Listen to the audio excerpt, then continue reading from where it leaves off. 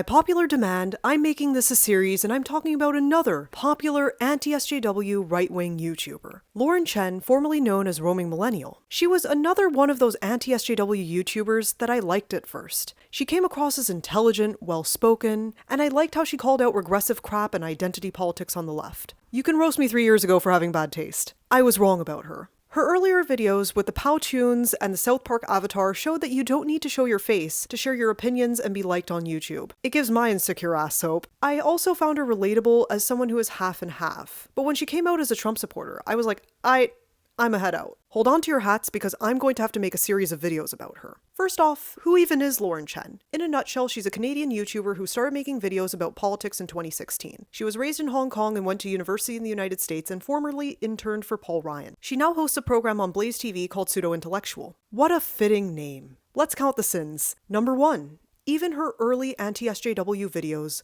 are bad. I remember watching her old videos and thinking they were quite reasonable, and you might think they are in comparison to her newer material. But really, it's the same old reactionary BS in a different package. Is it me, or does it remind you of PragerU? Roaming Millennial's formula is basically start off by saying something generally reasonable, then say her more offensive opinion that she's actually trying to convince you of, then say something generally acceptable. It's a sandwich. Because of the quick transition, the lines are blurred and people think that she's a reasonable person. And I think this is especially dangerous. This is a common propaganda technique. In part 1, I'm going to be going through her videos and I'm going to pick them apart. So, gender. In the oldest video I could find on her channel, Is Gender a Social Construct? She says that views like mine aren't represented a lot in today's culture. Really? A lot of people don't accept the existence of non-binary people, and a lot of people think that gender roles are real. Conservatives need to stop with the victim complex. Conservatives, you're not contrarians. Conservatism isn't counterculture. She calls Milo Stewart and Riley Dennis trans trenders, which was later proven to be wrong. They both have since transitioned, and it's pretty messed up to pick on a teenager in the case of Milo. Almost all teenagers go through some cringe SJW socialist or reactionary libertarian phase. People change and grow, and Milo has definitely regretted saying, all white people are racist.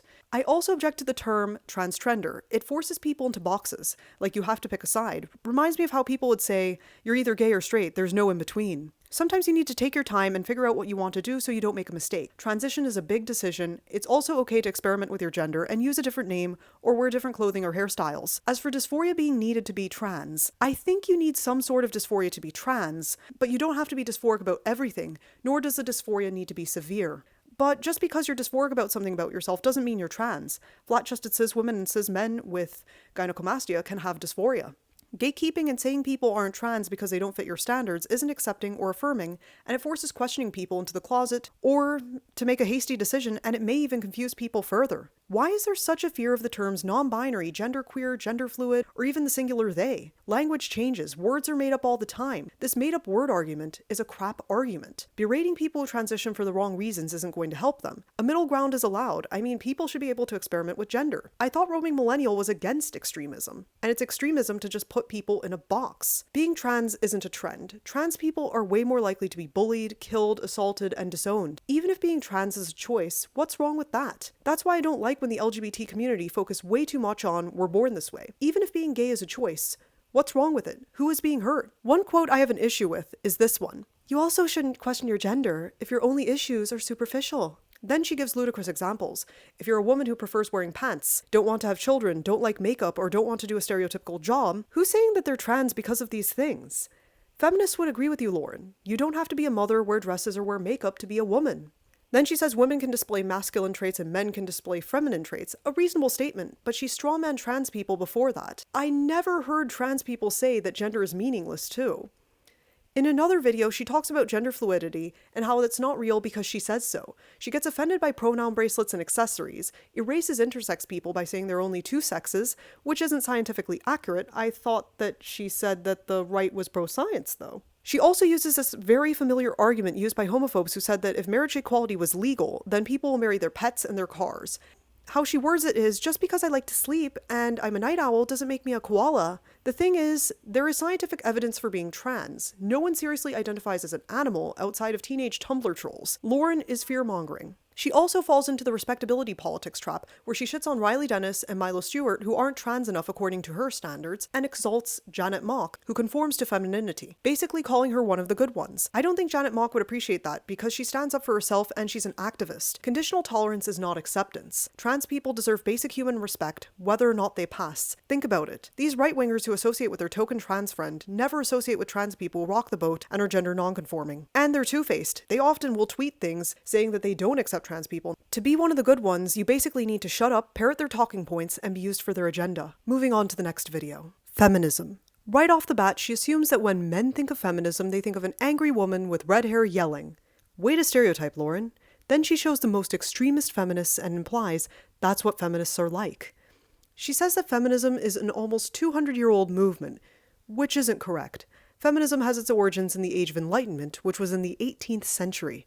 Now, in her outlining of the history of the movement, she says that the first two waves of feminism, which took place in the early 1900s through the 70s, were about equality. While that was true, there were many women who felt left behind, and felt that it didn't fight for them adequately. Non-white and mixed women, poor women, single mothers, disabled women, lesbian and bi women may have felt ignored.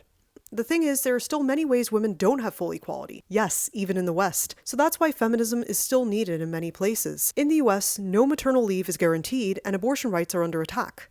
And in Northern Ireland, abortion is still not legal. Those are just two examples. Even if gender discrimination, pay gaps, and sexual harassment is illegal, it doesn't mean that it completely goes away. This means that women can use the legal system to fight back, but they may not always win, and people can be unsupportive. Companies also fight to make wages confidential so that they can screw over all employees. And there are still bad attitudes like women who negotiate their wages being seen as bitchy or demanding. One problem with this video is that she generalizes feminists. The reality is that feminists are diverse and have different opinions, and there are different factions within feminism, so it's not really contradiction if two feminists disagree. It's not a gotcha. I mean, two conservatives can disagree on a lot too. Another problem is when she says feminists should check their privilege and stop complaining, but that's just the fallacy of relative privation at work. It's the starving kids in Africa argument. There are some gender inequality issues in the West, and we need to do something about it. People can care about more than one thing at the same time. Most feminists are quite reasonable, and rarely have I been yelled at for not identifying as a feminist. I've had calm and sane discussions with feminists, but I've also had some heated arguments. As always, people notice the loudest voices most and make assumptions about others based off of that. They're extremists in every movement. Moving on to the next video. White guilt. Here we go again, she's bringing up BuzzFeed, and she says liberals have no sense of humor? Clearly these questions minority group have for white people videos and listicles are a joke. Get over it. It may not be that funny, but stop taking it so seriously. Most sane people aren't saying that white people are the only people who are evil. Of course you'll get a few fringe crazies, but as I said before, roaming millennial Blair White types take a few extreme examples and then assume all anti-racist activists or LGBT activists are like that. She uses Cheska Lee Ramsey's 4 Reasons White Pride Makes People Uneasy as an example of SJW videos. Just no. White pride is racist. These white pride slogans are things that the KKK and Nazis say. No wonder Lauren had a friendly chinwag with Richard Spencer. She's grifting to appeal to those types by minimizing the involvement European colonists had in slavery and making excuses for it. She says that Europeans did not invent importing slaves. Yeah, but that doesn't make it right, and there were European colonists who were complicit in all of that. And she tries to downplay that by saying that Arabs kidnapped more Africans than Europeans did. That doesn't make what the Europeans did right. Mao may have killed more people than Hitler and Stalin combined, but that doesn't mean that Hitler and Stalin are off the hook. This is whataboutism at work. Man, she's really not the philosopher king she thinks she is. So much flawed logic. She does the same thing again when she talks about colonization. What about the Mongol Empire? European colonization didn't begin until the 1500s, so it's not that bad. Ugh. Of course, colonialism is a big part of history. Most countries in Africa, Asia, the Americas, and Oceania were colonized. Even within Europe, there was colonization. And then she basically says that white privilege don't reel because white settlers got sick. Of course, people who go to an unfamiliar place get sick. They didn't have the medicine we have today, and the world wasn't as globalized then too. And not a word about indigenous people who were nearly wiped out in their own homeland? Well, then she talks about how there was no genocide of natives because they weren't rounded up and thrown into concentration camps and instead mostly died of disease. What? Does she not know about the residential schools? Trail of Tears? That isn't to say that all Europeans have a responsibility for slavery and colonization, though. And of course, some people oversimplify history. But I don't think the SJWs have bad intentions. I think many of them are poorly informed, but they have their hearts in the right place. And again, she ends with something totally reasonable, that white guilt is dumb and white people shouldn't blame themselves for what colonizers did. See how dangerous Lauren's videos are? Moving on to the next video. Intern So White. Ah, yes, internships. This is a topic I covered when I was doing my thesis. So in Lauren's first ever face reveal video, she talks about her experience as an intern for Paul Ryan in Washington, D.C. She says that she never experienced any discrimination or racism. I'll take her at her word on that. However, just because someone doesn't say racist stuff to your face doesn't mean that they don't have any biases or don't have any prejudiced beliefs. Sometimes tokenism happens, which is a different kind of racism. As for why Paul Ryan's interns are not diverse, she misses something important. His interns are unpaid, and that severely limits who can do an internship, especially one where you have to live and work in Washington, D.C. full-time. D.C. is one of the most expensive cities in the country. Even if the intern gets paid, they may not have enough money to survive there. Even AOC, who is a representative, said that she couldn't afford to live in D.C. before her first paycheck.